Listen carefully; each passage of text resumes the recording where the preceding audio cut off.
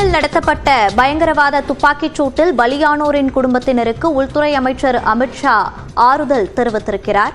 இது குறித்த கூடுதல் விவரங்களோடு இணைகிறார் நமது செய்தியாளர் சுசித்ரா. சுசித்ரா, விவரங்களை பதிவு பண்ணலாம்.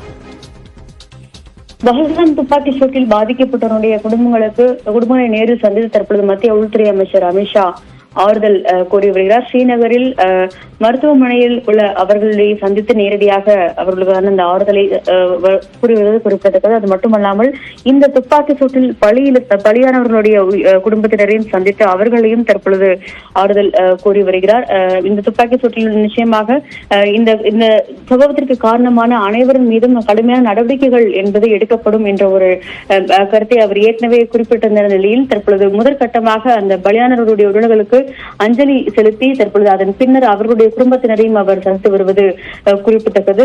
அதற்கு அடுத்தபடியாக மேலும் மருத்துவமனையில் சிகிச்சை பெற்று வரும் அந்த காயமடைந்தவர்களுடைய குடும்பத்தினரையும் அவர் சந்திக்க உள்ளது மிக முக்கியமாக பார்க்கப்படுகிறது.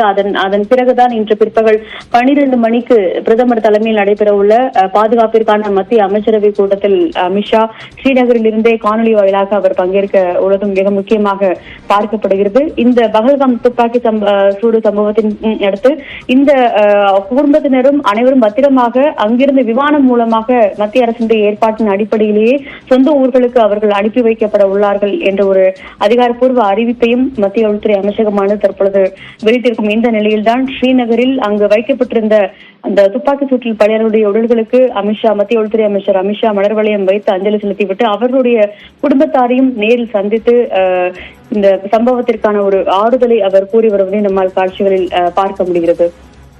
விவரங்களை பதிவு செய்தமைக்கு நன்றி சுசித்ரா.